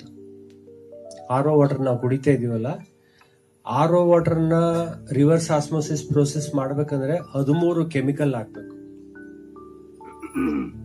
ಗೊತ್ತಾಗ್ತಾ ಇದೆಯಾ? 13 ಕೆಮಿಕಲ್ ಹಾಕಿದ್ರೆ ನೀರ್ ಬ್ಲೀಚ್ ಆಗುತ್ತೆ. ಆ RO ವಾಟರ್ ನೀರಲ್ಲಿ ಮೀನ್ ಬಿಟ್ರೆ ಸತ್ತೋಗುತ್ತೆ, ಗಿಡಗಳಿಗೆ ಹಾಕಿದ್ರೆ ಅದು ಕೊಳ್ತೋಗುತ್ತೆ, ಹೋಗುತ್ತೆ ಗಿಡ. ಇನ್ ನಮ್ಗೆ ಅದ್ರಲ್ಲಿ ಯಾವುದೇ ರೀತಿಯ ಇದಿಲ್ಲದೆ ಎಲ್ಲಾನು ತೆಗೆದು ಬಿಟ್ಟಿರ್ತಾರೆ. ದೇವರು ಕಿಡ್ನಿ ಕೊಟ್ಟಿರೋದು ಫಿಲ್ಟರ್. ಈಗ ಏನಾಗ್ತದೆ ಇವಾಗ ಗೊತ್ತಾಗಲ್ಲ. ಕ್ಲೀನ್ಡ್ ವಾಟರ್ ಕುಡ್ದು ಕುಡ್ದು ಕುಡ್ದು ಕುಡ್ದು ಇನ್ನೊಂದು ಜನರೇಷನ್ಗೆ ಕಿಡ್ನಿ ಕೆಲಸ ಮಾಡ, ನಂಗೇನು ಕೆಲಸನೇ ಇಲ್ಲಪ್ಪ, ಅವ್ನು ಇಲ್ಲೇ ಪ್ಯೂರ್ ವಾಟರ್ ಕೊಡ್ತಾ ಇದ್ದಾನೆ ಅಂತ ಅದ ಕೈ. ಇವಾಗಲ್ಲ, ಇನ್ನೊಂದು 10-15 ವರ್ಷಕ್ಕೆ ಸೆಕೆಂಡ್ ಜನರೇಷನ್. ಯಾವಾಗ ಆ ಅಂಗಕ್ಕೆ ನೀವು ಕೆಲಸ ಕೊಡಲ್ಲ, ಅದು ವರ್ಕ್ ಮಾಡೋದು ಸ್ಟಾರ್ಟ್. ನೀವೆಲ್ಲ ಚಿಕ್ಕವರಾಗಿರುವ ಕೆರೆ ನೀರು, ಬಾವಿ ನೀರು ಎಲ್ಲ ಕುಡಿದಿರ್ತೀರ, ಅವಾಗ ಯಾಕೆ ಏನು ಪ್ರಾಬ್ಲಮ್ ಬರಲ್ಲ? ಇವಾಗ ಯಾಕೆ ನಮ್ಮ ಮಕ್ಕಳಿಗೆ ನಾವೇ ಕೊಡ್ತಾ ಇಲ್ಲ ಅದನ್ನ? ಈ ಪ್ಲಾಸ್ಟಿಕ್ ಬಾಟ್ಲ್ ಎಲ್ಲ ತುಂಬಾ ಕೇರ್ಫುಲ್. ಯಾವಾಗ್ಲೂ ಒಂದ್ಸರಿ ಕುಡಿದ್ರೆ ಪರವಾಗಿಲ್ಲ, but most dangerous is Bisleri. ತುಂಬಾ ಡೇಂಜರ್. ಆಲ್ಟರ್ನೇಟಿವ್ ಏನ್ ಮಾಡ್ಬೋದು ಅಂದ್ರೆ ಒಂದು ಕ್ಯಾಂಡಲ್ ಫಿಲ್ಟರ್ ಇಟ್ಕೊಂಡು ಕಾಯಿಸ್ಬಿಟ್ಟು ಕುಡಿ. ಕಾಯಿಸೋದು ಬೇಕಾಗಿಲ್ಲ. ಯಾವಾಗ್ಲೂ ಊರಲ್ಲಿ ಕಾಲ್ರ, ಪ್ಲೇಗ್, ಈ ತರ ಲೂಸ್ ಮೋಷನ್ ಇದ್ದಾಗ ಕಾಯಿಸಿದ್ರು ನೀರಲ್ಲಿ ಆಮ್ಲಜನಕ ಎವಾಪರೇಟ್ ಆಗ್ಬಿಡುತ್ತೆ, SO2 ಅಂತೀವಲ್ಲ. ಸೊ ಕಾಯಿಸೋದು ಒಂಚೂರು ಇದ್ ಮಾಡ್ಕೊಂಡು ಈ ಕ್ಯಾಂಡಲ್ ಫಿಲ್ಟರ್ ಹಾಕೊಂಡು ನೀರ್ ಕುಡಿಬೋದು, ಏನ್ ತೊಂದ್ರೆ ಇಲ್ಲ. ಇವಾಗಿಂದಾನೆ ಮಕ್ಕಳು ಕುಡ್ಸೋದು ಅಭ್ಯಾಸ ಮಾಡಿಸಿದ್ರೆ ಅವಾಗ ಗಂಟ್ಲು ಸ್ವಲ್ಪ ದಿನ ಪ್ರಾಬ್ಲಮ್ ಆಗುತ್ತೆ, ಆಮೇಲೆ ಲೇಟರ್ ಸ್ಟೇಜ್ ಅಲ್ಲಿ ಬಾಡಿ ಇಮ್ಯೂನ್ ಆಗುತ್ತೆ. You don't require any medication. ಈಗ ನೋಡಿ, ಸಿಟಿಯಲ್ಲಿ ಇರೋರು ಹಳ್ಳಿಗೂ ನೀರ್ ಕುಡಿದ ತಕ್ಷಣ ಗಂಟ್ಲು ಕಟ್ಕೊಂಡ್ಬಿಡ್ತಾರೆ. ಈ ಅಮೆರಿಕದಿಂದ ಬರ್ತಾರಲ್ಲ, ಲಾಸ್ಟ್ ಟೈಮ್ ಯಾರು ಹೇಳ್ತಾರೆ, ಮೈಕಲ್ ಜಾಕ್ಸನ್ ಇಂಡಿಯಾಗ್ ಬಂದಾಗ ಒಂದ್ ಏರೋಪ್ಲೇನ್ ಫುಲ್ ನೀರ್ ತಂದಿದ್ನಂತೆ ಸ್ನಾನ ಮಾಡಕ್ಕೆ, ಕುಡಿಯಕ್ಕೆ. ಅಷ್ಟು ಸೆನ್ಸಿಟಿವ್ ಆಗ್ಬಿಟ್ಟಿದ್ದಾರೆ. ಇಲ್ಲಿ ನೀರ್ ಕುಡಿದ ತಕ್ಷಣ ಅವ್ರ ಗಂಟ್ಲು ಪ್ರಾಬ್ಲಮ್. ಈ ವೆಸ್ಟರ್ನ್ ಪೀಪಲ್ ನೋಡಿ, ಕೈಯಲ್ಲಿ ಒಂದು ಬಾಟಲ್ ನೀರ್ ಇಟ್ಕೊಂಡಿದ್ದಾರೆ ಇಂಗ್ಲಿಷ್ ನಲ್ಲಿ. ಅವ್ರಿಗೆ ನಮ್ಮನ್ನ ನೋಡಿದ್ರೆ ಆಶ್ಚರ್ಯ, ಏನ್ ಒಡ್ರಪ್ಪ ಅವ್ರು, ಯಾವ ನೀರಾರು ಕುಡಿತಾರೆ, ಈಗ ಚೆನ್ನಾಗಿದ್ದಾರೆ ಅಂತ. ಆ ನೆದರ್ಲ್ಯಾಂಡ್ ಅವ್ರ ಒಬ್ಬರು ಲೇಡಿ ಬಂದಿದ್ದಾರೆ, you drink this water, we all take bath, drink everything this water. ನಮ್ ಇಮ್ಯೂನ್ ಸಿಸ್ಟಮ್ ಸ್ಟ್ರಾಂಗ್ ಇದೆ. ಎರಡನೇದು, ನಮ್ಮ ಏಷ್ಯನ್ ಜೀನ್ ಅಂತಾರಲ್ಲ, ನಮ್ಗೆ ಅನ್ನ ತಿನ್ನೋದ್ರಿಂದ, ಕಾರ್ಬೋಹೈಡ್ರೇಟ್ ತಿನ್ನೋದ್ರಿಂದ ನಮ್ಮ ಆರ್ಟ್ರೀಸ್ ದಪ್ಪ ಇರುತ್ತೆ ಬೇರೆಯವ್ರಿಗಿಂತ. ಆಮೇಲೆ ಇನ್ನೊಂದು ಫ್ಯಾಟಿ ಲಿವರ್ ಅಂತೀವಲ್ಲ, ಅದು ನಮ್ಗೆಲ್ಲ ಇರುತ್ತೆ. ಫ್ಯಾಟಿ ಲಿವರ್ ಕಾಯಿಲೆ ಅಲ್ಲ, ಅದು ನಮ್ಮ ಏಷ್ಯನ್ಸ್ಗೆ ಅದು ಕಾಮನ್. ಅದು ವೆಸ್ಟರ್ನ್ ಪೀಪಲ್ಗೆ ಅವ್ರಿಗೇನಿರಲ್ಲ, ಅವ್ರ ಕಾರ್ಬೋಹೈಡ್ರೇಟ್ ತಿನ್ನಲ್ಲ, ಅವ್ರಿಗೇನಿಲ್ಲ. ಬಟ್ ನಮ್ಗೆ ಇಂಡಿಯನ್ಸ್ಗೆ the fatty liver is a common thing.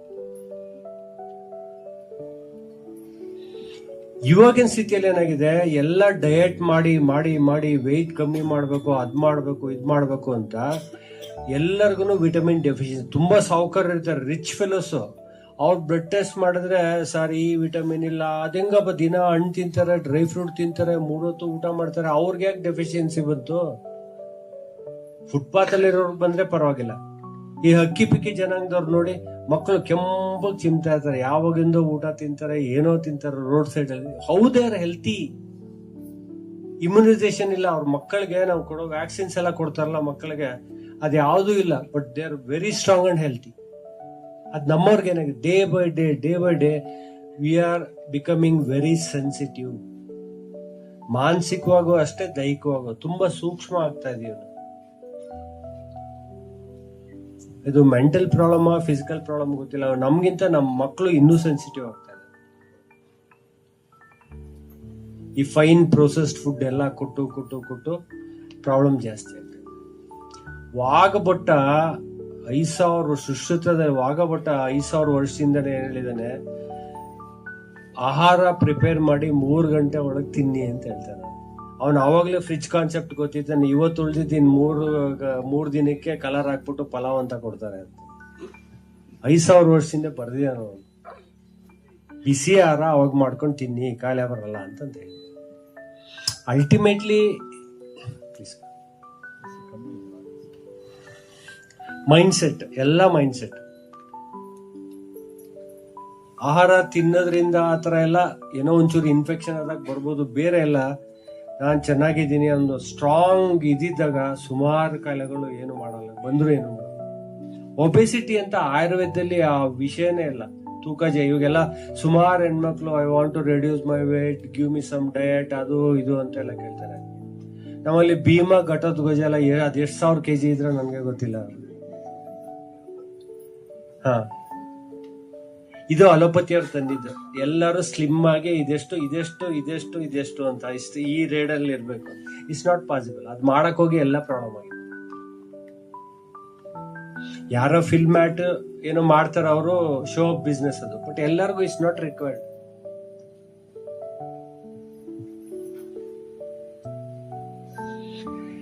ಕಾಯಿಲೆಗಳು ಅದೇ ಹೇಳ್ತಾ ಇದೀನಲ್ಲ, ಇದು ಸುಮ್ಮನೆ ಹುಡುಕ್ತಾ ಹೋದ್ರೆ ನೆವರ್ ಎಂಡಿಂಗ್ ಸ್ಟೋರಿ.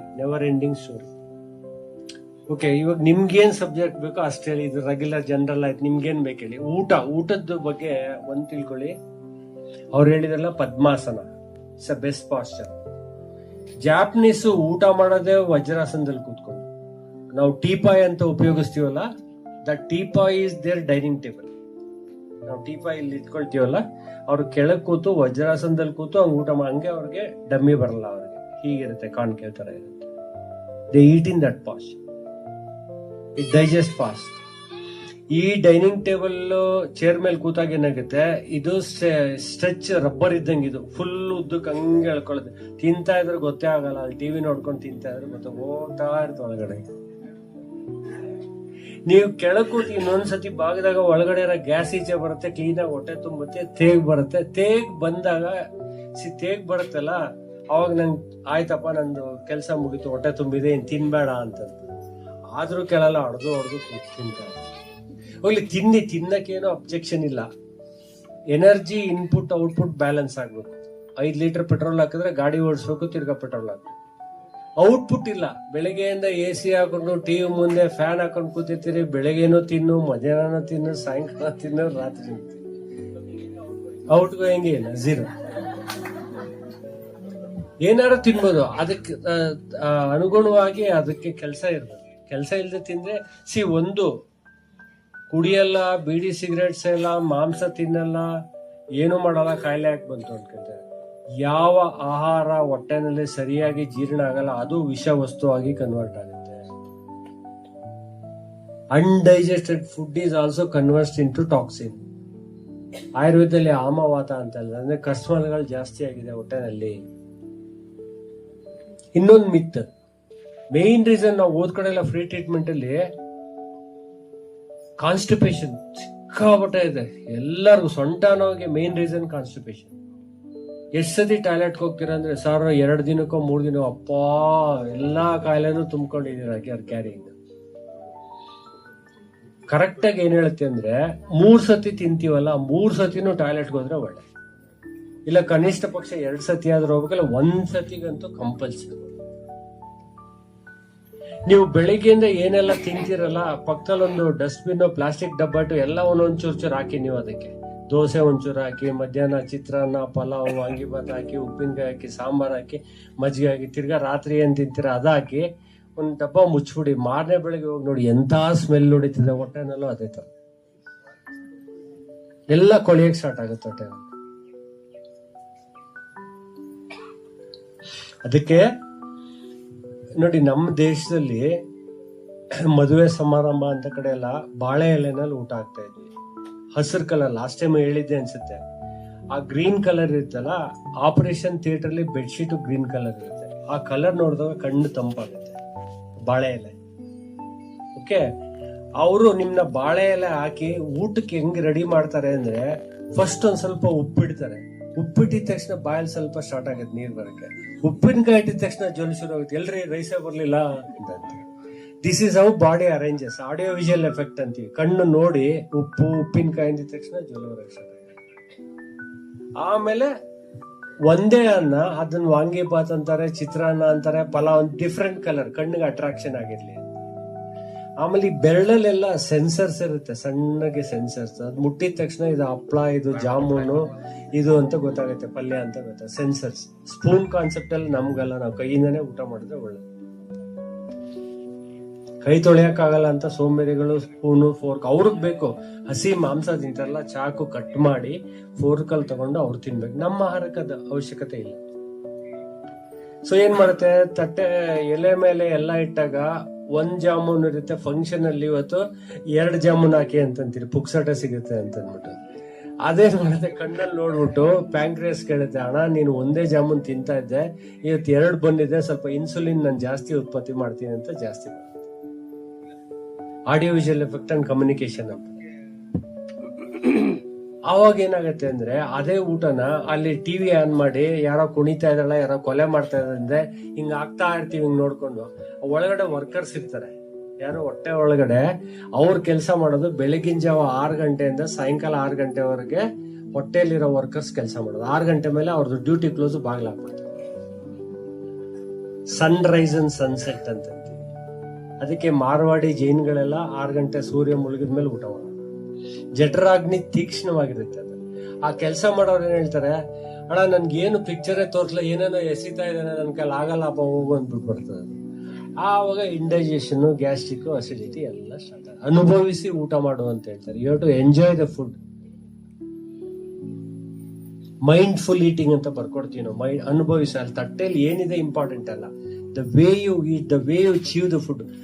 ಭಗವಂತ 32 ಮಿಕ್ಸಿ ಕೊಟ್ಟಿದ್ದಾನೆ, 32 ಅಲ್ಲಿ ಇದೆಯಲ್ಲ, ಅಗೇದೇ ಅಲ್ಲ ಯಾರು. ಆ ನೂಡಲ್ಸ್ ಬಂದಿಲ್ಲ ಅಂತ ಹೇಳಿದ್ರೆ ಇಷ್ಟು ಒಳಗಡೆ ಹೊರಟ. ಅದು ಯಾರೋ ತಿನ್ಬೋದು, ಅವ್ರ ದೇಶದ ಕ್ಲೈಮ್ಯಾಟಿಕಲ್ ಕಂಡೀಷನ್ ಬಗ್ಗೆ. That is okay, it's not for us, we are not use to that. 32 ಸತಿ ಅಗದಾಗ ಯಾಕೆ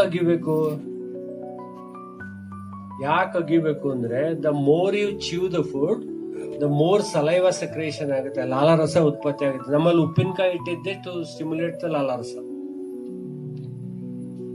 ಹಿಂದೆ ಏನ್ ಮಾಡ್ತಾರೆ, ಈ ವಾದ್ಯದವರೆಲ್ಲ ಬರ್ತಾ ಇದ್ದಲ್ಲ ಬೇರೆ ಊರಿಂದ, ಅವ್ರ ಕಾಂಪಿಟೇಷನ್ ಇರ್ತಾ ಇತ್ತು, ಹಿಂಗ್ ಊದ್ಬೇಕಲ್ಲ. ಅವಾಗ ಏನ್ ಮಾಡ್ತಾರೆ, ನಾನು 2-3 ಸತಿ ನೋಡಿದೀನಿ ತಮಿಳ್ನಾಡು ಕಡೆಗೆಲ್ಲ. ಆ ವಾದ್ಯ ಊದೋನ್ ಎದುರುಗಡೆ ಹುಣಸೆ ಹಣ್ಣು ತಗೊಂಡೋಗಿ ಚೀಪೋದು. ಆ ನೀರು ಊಟ ಊದಕ್ಕೆ ಆಗ್ತಾ ಇರಲಿಲ್ಲ.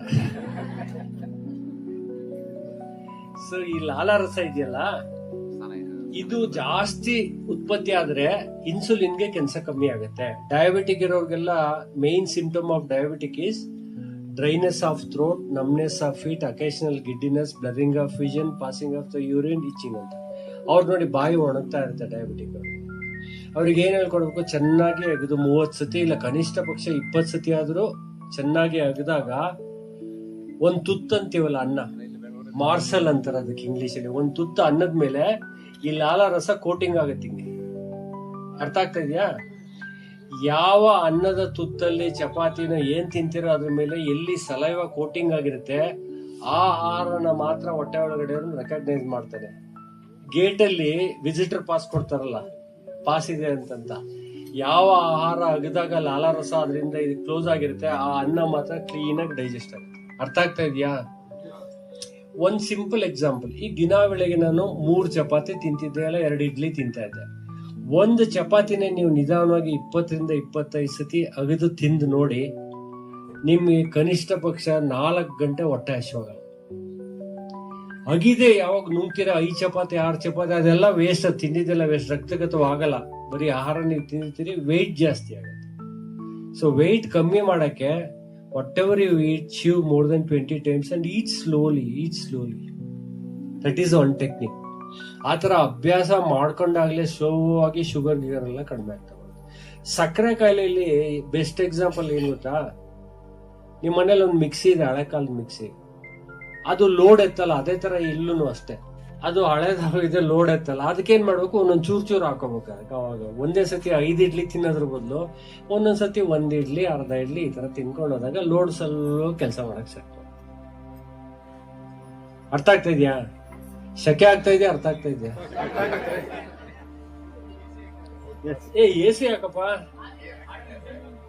ಬರ್ತಾನೆ ಅಲ್ಲಿ ಚಳಿ ಕೂತ್ಕೊಳಕ್ಕೆ ಆಗಲ್ಲ, ಇಲ್ಲಿ ಸೆಕೆಂಡ್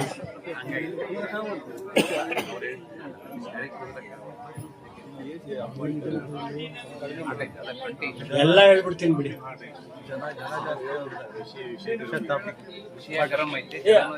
AC ಹಾಕಿಲ್ಲ, ಕಂಟ್ರೋಲ್ ಆಗೋದು.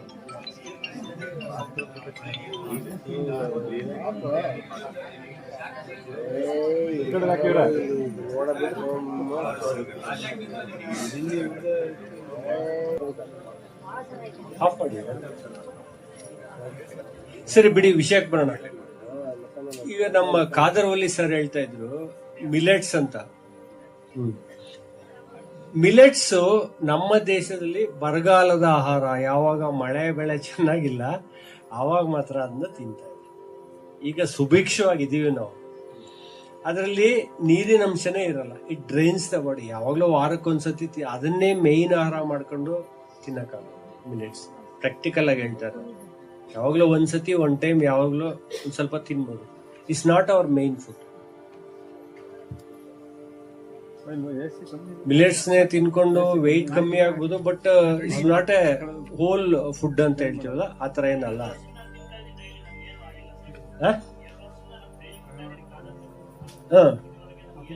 ಏನು ಆಗಿಲ್ಲ ಅಂದ್ರೆ ಏನಾಗ್ಬೇಕಾಗಿತ್ತು? ಟ್ರೈನ್ ಅಲ್ಲ. ಒಬ್ಬ ಚೆನ್ನಾಗಿರೋ ವ್ಯಕ್ತಿಗೆ ಡೈಲಿ ಈಗ ನಮ್ಮನ್ ಬಂದ್ ಕೇಳ್ತಾರ 3 ಹೊತ್ತು ಮಿಲೆಟ್ಸ್ ತಿಂದ್ರೆ ಇನ್ನೂ ಬೇಗ ಸರಿ ಹೋಗ್ಬಿಡತ್ತೆ ಅಂತ. ಏನ್ ಸರಿ ಹೋಗ್ಬಿಡತ್ತೆ? ಆಗಲ್ಲ. ನಾವು ಏನ್ ಆಹಾರ ತಿಂತಾ ಇದೀವಿ ಅದನ್ನ ತಿನ್ನೋಣ. ಜೊತೆಗೆ weekly once twice we can use the millets. It's not ತಪ್ಪು ಅಂತ ಅಲ್ಲ. ಅದನ್ನೇ ಮೇನ್ ಫುಡ್. ನೀವು ಅದೇ ಮೇನ್ ಫುಡ್ ಅಲ್ಲಲ್ಲ, ಅದೇ ಮೇನ್ ಫುಡ್. ಅದೇ ಹೇಳ್ತಾ ಇರೋದು.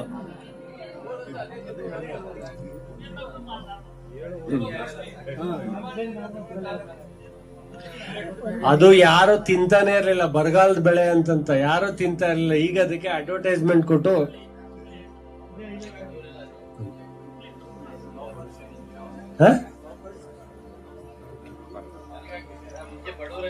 ಒಂದು ಕಲ್ಪ್ರಿಟ್ ಏನಪ್ಪಾ ಅಂದ್ರೆ ಗೋಧಿ ಇದೆಯಲ್ಲ, ಗ್ರೀನ್ ರೆವಲ್ಯೂಷನ್ ಆದಾಗ ಅಮೆರಿಕದವರು ಕೆಂಪು ಜೋಳ ಮತ್ತೆ ಗೋಧಿನ ದನಕ್ಕೆ ತಿನ್ನಿಸ್ತಾ ಇದ್ರು. ನಮ್ ದೇಶದಲ್ಲಿ ಅವಾಗ ನೆಹರು ಪೀರಿಯಡ್ ಬಂತು ಅಂದ್ರೆ ಆಯಿಲ್ ಮತ್ತೆ ಉಪ್ಪಿಟ್ಟು ರವೆ ಮತ್ತೆ ಗೋಧಿನ ಫ್ರೀಯಾಗಿ ನಮ್ಗೆ ಕೊಡೋದು. ನಮ್ಗೆ ಯಾವ ಇಂಡಿಯನ್ಸ್ಗೆ 1+1 ಫ್ರೀ ಅಂದ್ರೆ ಫಸ್ಟ್ ನಾವೇ ಇರ್ತೀವಿ. ಆತರಾಗಿ ಗೋಧಿ ತಿನ್ನಕ್ ಸ್ಟಾರ್ಟ್ ಮಾಡಿ. ಗೋಧಿಯಲ್ಲಿ ಪ್ರಾಬ್ಲಮ್ ಏನಾಗಿದೆ ಅಂದ್ರೆ ಜೆನೆಟಿಕಲ್ ಚೇಂಜ್ ಮಾಡಿದ್ದಾರೆ. ಜವೆ ಗೋಧಿ ಅಂತ ಬರ್ತಾ ಇತ್ತು, ಬಾಣ್ತಿರಿಗೆಲ್ಲ ಕೊಡ್ತಾ ಇದ್ರು, ತುಂಬಾ ನ್ಯೂಟ್ರಿಷಿಯಸ್ ಫುಡ್. ಬಟ್ ಅದು ಕಾಸ್ಟ್ಲಿ ಅಂತ ಯಾರು ತಗೋತಾರ. ಅದು ತಿಂದ್ರೆ ಏನು ಪ್ರಾಬ್ಲಮ್ ಬರಲ್ಲ. ಈ ಗೋಧಿಯಲ್ಲಿ ಏನಾಗಿದೆ, ಜೆನೆಟಿಕಲ್ ಚೇಂಜಸ್ ಆಗಿ ಆ ಗ್ಲೂಟಿನ್ ಅನ್ನೋ ಒಂದು, ಗೋಧಿನ ಅಗದ್ರೆ ಚ್ವಿಂಗಮ್ ತರ ಆಗುತ್ತೆ ನೋಡಿ ಅಲ್ವಾ, ಆ ಗ್ಲೂಟಿನ್ ಅನ್ನೋ ಒಂದು ಅಂಶ ಪ್ಯಾಂಕ್ರಿಯಸ್ ನ ಹಾಳು ಮಾಡ್ತಾ ಇದೆ ಅಂತ. ಸಕ್ಕರೆ ಕಾಯಿಲೆ ನಮ್ಮ ದೇಶದಲ್ಲಿ 64ಕ್ಕಿಂತ ಮೊದಲು ಇಷ್ಟೊಂದು ಇರ್ಲಿಲ್ಲ. ಯಾವಾಗ ಎಲ್ಲರೂ ಗೋಧಿ ತಿನ್ನಕ್ ಸ್ಟಾರ್ಟ್ ಮಾಡಿ ಎಲ್ಲರಿಗೂ ಗೋಧಿ is one culprit for diabetic patient. Doctor ನಿಮ್ಗೆ ಅನ್ನ ಬೇಡ ಚಪಾತಿ ತಿನ್ನು ಅಂತಾರೆ ಅಲ್ವಾ, ಎಲ್ಲ ಡಾಕ್ಟರ್ ಡಯಾಬಿಟಿಕ್ ಇರೋರಿಗೆ. ಅದು ತಪ್ಪದು. ಈಗ ಹೇಳ್ತಾ ಇದಾರೆ, ಬಟ್ ಇಷ್ಟ ದಿನ ಹಾಗೆ ಹೇಳ್ತಾ ಇದ್ರೆ ಎಲ್ಲ ಚಪಾತಿ ಅಂತ. ಅನ್ನದ ಪ್ರಾಬ್ಲಮ್ ಏನಪ್ಪಾ ಅಂತಂದ್ರೆ, ಒಂದು ಫುಲ್ಲಿ ಪಾಲಿಶ್ಡ್ ರೈಸ್ ತಗೋತಾ ಇದೀವಿ, ವೈಟ್ ರೈಸ್. ಅದ್ರ ಮೇಲಿರೋ ಪ್ರೋಟೀನ್ ಇದು ಅಂಶ ಎಲ್ಲ ಹೊಟ್ಟೋಗ್ತಾ ಇದೆ. So other alternative for that is, ಹಿಂದಿನ ಕಾಲದಲ್ಲಿ ಗಂಜಿ ಬಸಿತಾ ಇದ್ವಲ್ಲ, ಕುಕ್ಕರ್ ಬದಲು ಗಂಜಿ ಬಸದ ಅನ್ನ ಊಟ ಮಾಡಿದಾಗ ಸುಮಾರು ಪ್ರಾಬ್ಲಮ್ಸ್ ಆಗ. ಆ ಗಂಜಿಯಲ್ಲಿ ಹೈಲಿ ನ್ಯೂಟ್ರಿಷಿಯಸ್, ದನಗಳು ಕುಡಿಸ್ತಾ ಇದ್ರು ಆ ಗಂಜಿನ ಹಳ್ಳಿ ಕಡೆ ಎಲ್ಲ. ಈಗ ಅದ್ ಬಿಟ್ಬಿಟ್ರು. ಆ ಎಲ್ಲ ಏನಾಗಿದೆ, ಕಾರ್ಬೋಹೈಡ್ರೇಟ್ ಜಾಸ್ತಿ ಆಗಿ ದೇಹ ತಡ್ಕೊತಾ ಇಲ್ಲ ಅದನ್ನ. ಇದೊಂದು ಚೂರು ಎಲ್ಲಾದ್ರೂ ಗಂಜಿ ಬಸದ ಅನ್ನ ಊಟ ಮಾಡಿದ್ರೆ ಇಷ್ಟು ನಿಮ್ಗೆ ರೈಸ್ ಇಂದ ಏನು ಪ್ರಾಬ್ಲಮ್ ಆಗಲ್ಲ. ಆಯ್ತಾ? ಏನಮ್ಮ? ಗಂಜಿನ ಅನ್ನ ಗಂಜಿ ಯಾವಾಗ ಗೊತ್ತಾ, ಎಮರ್ಜೆನ್ಸಿ ಸೀರಿಯಸ್ ಹಾಸ್ಪಿಟಲ್ ಡ್ರಿಪ್ಸ್ ಆಗ್ತೀವಲ್ಲ, ಆ ತರದಿರೋರು ಗಂಜಿ ಗುಪ್ಪ ಕುಡಿಸ್ತಾರೆ ಶಕ್ತಿ ಬರ್ಲಿ ಅಂತ. ಹೈಲಿ ನ್ಯೂಟ್ರಿಷಿಯಸ್ ಅದು. ಅಂಡ್ ಬೆಸ್ಟ್ ಮಿಲೆಟ್ ಈಸ್ ರಾಗಿ. ರಾಗಿ ಅಂತೂ ಎಲ್ಲರೂ ಬೆಳಿಗ್ಗೆ ಅಂಬ್ಲಿ ಮಾಡಿ ಕುಡಿಬಹುದು, ಮಧ್ಯಾಹ್ನ ಊಟ ಮುದ್ದೆ ಮಾಡಬಹುದು, ರಾತ್ರಿ ಮುದ್ದೆ ತಿನ್ನೋದು ಬೇಡ, ಡೈಜೆಷನ್ ಆಗಲ್ಲ. ರಾಗಿ ಮಿಲೆಟ್ಸ್ ಅಲ್ಲೇ best is ragi, no side effect. It is a time tested. 5,000 ವರ್ಷದಿಂದ ಮನುಷ್ಯ ತಿಂತಾ ಇದೆ. ಆಹಾರದ ಬಗ್ಗೆ ದಯವಿಟ್ಟು ನೀವೊಂದು you try to think out of box. ನಿಬಂಧನೆಗಳು ಇಟ್ಕೋಬಾರ್ದು, ಇದು ಸರಿ ಇಲ್ಲ ಹಂಗೆ ಹಿಂಗೆ ಅಂತ. ಯಾಕಂದ್ರೆ ಒಂದು ಹಿಸ್ಟ್ರಿ ನೋಡಿದಾಗ we are hunters and gathers ಅಂತೀವಿ. ನಾವೆಲ್ಲ ಗುಹೆಗಳಲ್ಲಿ ಒಂದ್ ಕಾಲದಲ್ಲಿ ವಾಸಿ ಮಾಡ್ತಿದ್ದಾಗ ಮನುಷ್ಯ ಮಾಂಸನೇ ತಿಂತಾ ಇದ್ದ, ಬೇಟೆ ಆಡೋದು ಹೊಡೆದು ಹಸಿ ಮಾಂಸನೇ ತಿಂತಾ ಇದ್ದ. ಆಮೇಲೆ ಬುದ್ಧಿ ಬಂದ್ಮೇಲೆ ಬಿತ್ತನೆ ಮಾಡೋದು ಬೆಳೆ ಹಾಕೆಲ್ಲ ಸ್ಟಾರ್ಟ್ ಮಾಡಿದ್ರು. ಆಹಾರದ ಬಗ್ಗೆ ಹೀಗೆ ಅಂತ ಏನಿಲ್ಲ. ಅದು ನಿಮ್ಗೇನ್ ನೀವು